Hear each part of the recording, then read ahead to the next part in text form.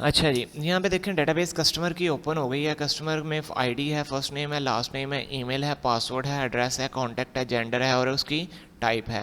ये जितने भी क्यूरी लगाते वक्त कस्टमर के टेबल, ये कस्टमर जो है वो टेबल है आपका डेटाबेस में बनाया गया हुआ है, ये सबसे टॉप पे आप देख सकते हैं।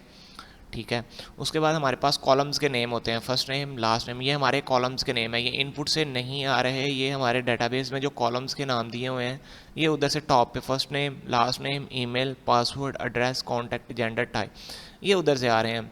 उसके बाद वैल्यूज़ हैं। वैल्यूज़ से मुराद होती है कि भाई जो यूज़र इनपुट में ऐड कर रहा है वो इस वेरिएबल्स के अंदर आता जा रहा है, वो यहाँ पे लिख दो। पहले फर्स्ट नेम के नीचे first name, last L name के नीचे एल नेम, ईमेल के नीचे ईमेल, पासवर्ड के नीचे पासवर्ड, एड्रेस के नीचे एड्रेस, कॉन्टैक्ट के नीचे कॉन्टैक्ट, जेंडर के नीचे जेंडर। और यहाँ पे एक लास्ट पे था कॉलम था टाइप का। यहाँ पे टाइप का कॉलम जो है वो किधर गया, ये आई थिंक बाद में पास किया गया। तो यहाँ पे इसकी जो बाय डिफ़ॉल्ट टाइप आएगी वो कस्टमर ही होगी। यहाँ पे जो भी यूज़र जो है वो जैसे ही आएगा उसमें लास्ट जो कॉलम होगा वो उसका टाइप का होगा। सॉरी ये आ गए हैं ये। ठीक है। जेंडर के बाद जो लास्ट है वो टाइप है, तो टाइप में हमने बाय डिफ़ॉल्ट जो है कस्टमर रखा हुआ है। जैसे ही कोई भी यूज़र जो है वो कस्टमर रजिस्टर्ड होगा तो वो कस्टमर एज एन कस्टमर ही होगा। उसके बाद रजिस्टर्ड रिजल्ट। ठीक है। ये रजिस्टर्ड आर्ट के नाम से एक वेरिएबल बनाया हुआ है, इसमें my S Q L I underscore query. ये क्यूरी क्या करती है, मैंने बताया था टेस्ट फेज में भी। ये क्यूरी डेटाबेस में, ये जो ऊपर वाली क्यूरी है डेटाबेस में डेटाबेस तक डाटा भेजने के लिए हम my S Q L I underscore query का इस्तेमाल करते हैं। इसमें दो पैरामीटर पास किए जाते हैं। पहला जो होता है वो कनेक्शन का होता है। तो कनेक्शन में जब हमने डेटाबेस के साथ कनेक्शन क्रिएट किया था तो यहाँ पे हमने एक फ़ाइल क्रिएट की थी ये वाली। ठीक है। इसमें हमने एक वेरिएबल बनाया था डॉलर साइन लिंक। वो लिंक का वेरिएबल जो है वो यहाँ पे पहले पास होगा, दूसरा जो है रजिस्टर्ड क्यूरी के नाम से पास होगा। इफ़ अगर हम अब यहाँ पे मैंने कंडीशन लगाई है, अगर रजिस्टर्ड की क्यूरी जो है वो रन हो जाती है तो इको करो। पी के टैग के अंदर हमने एक अलर्ट लगा दी हुई है सक्सेस की, ये कस्टमर जो है वो सक्सेसफुली रजिस्टर्ड हो गया, वरना कस्टमर नॉट रजिस्टर्ड। ठीक है। अगर कोई भी इशू होता है तो कस्टमर जो है वो रजिस्टर्ड नहीं हो सकेगा। ये था जी हमारा उसका कोड, रजिस्टर्ड का पीएचपी का कोड। इसके बाद हम लॉगिन के पेज पे चलते हैं। लॉगिन के पेज में भी यही प्रोसेस है, वही यूज़र लॉगिन फॉर्म। ठीक है। ये अंडर कंस्ट्रक्शन है, मैंने आपको बताया था कि अभी वर्क इन प्रोग्रेस है, इस पर कोड हो रहा है अभी। तो ये लॉगिन फॉर्म आ गया। यहाँ पे यूज़र लॉगिन फॉर्म कर देते हैं, साथ साथ जो चीज़ें मैं चेंज करूँगा वो आप लोगों को नज़र आती जाएंगी। यहाँ पे भी वही चीज़ सीन है, फॉर्म दिया हुआ है, फॉर्म के अंदर पीएचपी का फोल्डर है, पीएचपी में लॉगिन डॉट पीएचपी का कोड लिखा हुआ है, मेथड है, पोस्ट, इनपुट है, ईमेल एड्रेस आपने यूज़र ने देना है। ठीक है। ईमेल एड्रेस आपने ईमेल एड्रेस दे दिया यूज़र ने। उसके बाद जो है वो क्या है, पासवर्ड है, पासवर्ड यूज़र ने दे देना है, पासवर्ड भी यूज़र दे देगा।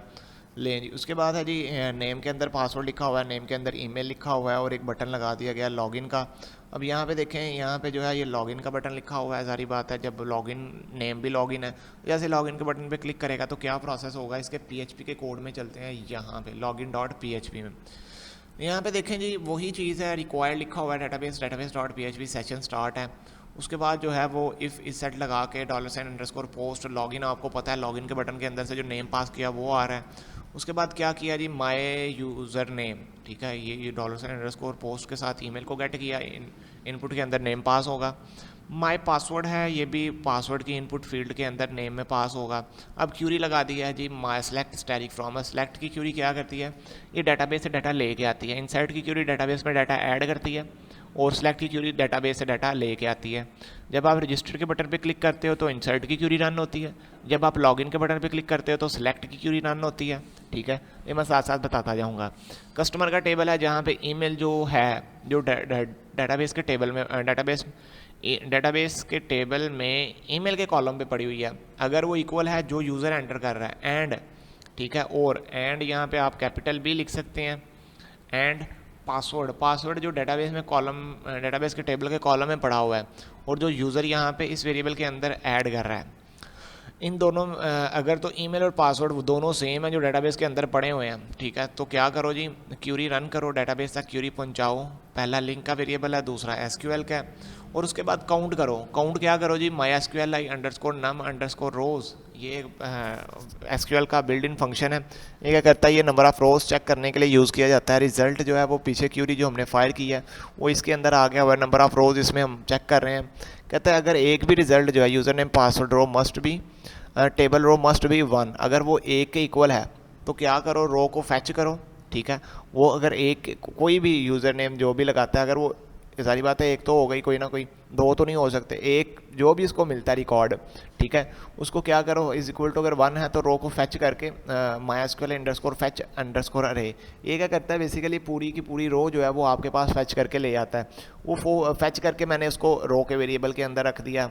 अब मैं यहाँ पे यूज़र की टाइप चेक कर रहा हूँ कि अगर वो एडमिन है तो यहाँ पे क्या करो जी, एडमिन का सेशन में एडमिन जो लॉगिन है वो रो के अंदर रख दो। सेशन में सेशंस क्या होते हैं, ये सेशंस जो हैं वो एक पेज से वैल्यू जो है वो दूसरे पेज पे लेके जाते हैं, एक काम ये है। दूसरी बात ये है कि अगर हम यहाँ पे सेशन स्टार्ट, ये एक फंक्शन है, ठीक है, ये सेशन स्टार्ट क्या करता है, ये जो सेशंस के वेरिएबल्स होते हैं ना इनके अंदर वैल्यू रखता है। अब यहाँ पे देखें session ID is equal to row ID। अब ये जो रो आईडी है यहाँ पे जो भी यूज़र लॉगिन होगा ना उसकी आईडी जो है वो सेशन में चली जाएगी। आगे हम कहीं पे भी ये आईडी जो है वो यूज़ कर सकते हैं, आगे काफ़ी जगह मैंने यूज़ की हुई है, मैं आप लोगों को दिखाऊंगा कैसे यूज़ हो रही है। ये सेशंस जो है ये इसलिए यूज़ किए जाते हैं, वैल्यू जो है वो अपना डाटा जो है वो आईडी अपना यूज़र नेम जो है वो एक पेज से दूसरे पेज में हम लेके जाएं, सारी बात है हमें ज़रूरत पड़ती है। अच्छा, ये फर्स्ट नेम भी हमने उसका यूज़र का जो है वो यहाँ पे रख लिया। उसके बाद हेडर है, हेडर में आपने क्या किया हुआ है जी, अगर तो ये हो जाता है अगर एडमिन है तो इसकी लोकेशन जो है वो एडमिन का फोल्डर है। डॉट डॉट स्लैश का मतलब होता है कि किसी फोल्डर से निकलना। आप PHP के फोल्डर से डॉट डॉट स्लैश लगा के निकल जाओगे, एडमिन के फोल्डर में चले जाओगे। ठीक है, एडमिन के फोल्डर में डैशबोर्ड डॉट PHP, एडमिन के पेज में डैशबोर्ड डॉट PHP का पेज होगा, यहाँ पे ये आपको ले आएगा।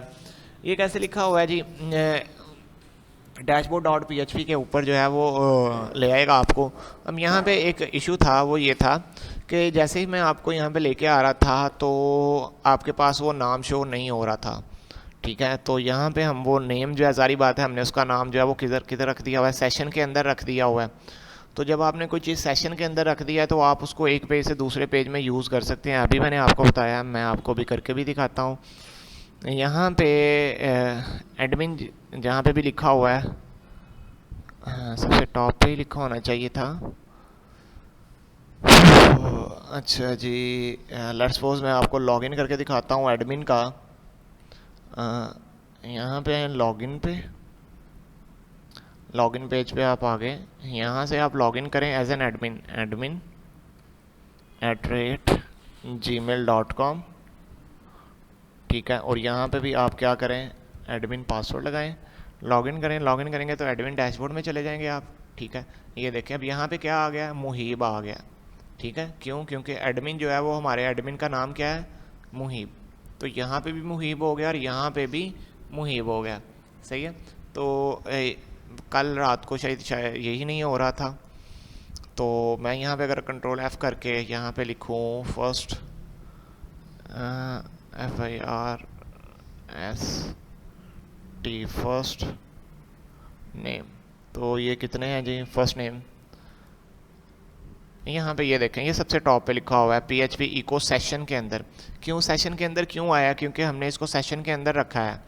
अब फर्स्ट नेम जो है वो सारी बात है जो भी यूज़र लॉगिन होगा, अब ये एडमिन है तो एडमिन के पेज में जैसे ही आएगा वो उसका फर्स्ट नेम पकड़ेगा, सेशन के अंदर रख के आपको दिखा देगा। तो ये इस तरह से भी काम कर सकता है। उसके बाद अगर तो वो एडमिन नहीं है, इफ़ लगा हुआ है, इफ़ में अगर वो एडमिन नहीं है तो फिर एल्स कोई कस्टमर तो होगा ही ना। अगर एडमिन नहीं है तो फिर कस्टमर तो लाजमी होगा, क्योंकि हमारे पास कस्टमर काफ़ी ज़्यादा है। तो सेशन में हमने कस्टमर रख दिया रो के अंदर। ठीक है, उसके बाद क्या किया जी, सेशन के अंदर हमने उसकी आईडी रख दी, वही काम किया, फर्स्ट नेम रख दिया, और हम इसको किधर लेके जा रहे हैं, डॉट डॉट स्लैश लगा के PHP के फोल्डर से निकलेगा, होम डॉट PHP के पेज में चला जाएगा। अगर ये नहीं होता तो फिर हम यहाँ पे एक जो है वो मैसेज प्रिंट करवा देंगे, इनवैलिड ईमेल एंड पासवर्ड। अगर कोई भी गलत लगाता है तो इनवैलिड ईमेल एंड पासवर्ड आ जाएगा। तो ये था हमारा लॉगिन और रजिस्टर्ड पेज का कोड। तो यहाँ से अगर किसी चीज़ की समझ नहीं आई तो आप लोग डिस्कस कर सकते हैं मुझसे। बाकी कुछ चीज़ें हैं, सेशंस इसमें इंपॉर्टेंट है, जो चीज़ वो पूछेगा सेशन क्या होता है, लॉगिन के बटन पे क्लिक होने से कौन सी क्यूरी रन होती है, रजिस्टर्ड के बटन पे क्लिक होने से कौन सी क्यूरी रन होती है, सुपर ग्लोबल्स क्या होते हैं, उसके बाद सेलेक्ट की क्यूरी क्या होती है, इंसर्ट की क्यूरी क्या होती है, और उसके बाद इफ़ एल्स के रिलेटेड वो पूछ सकता है, और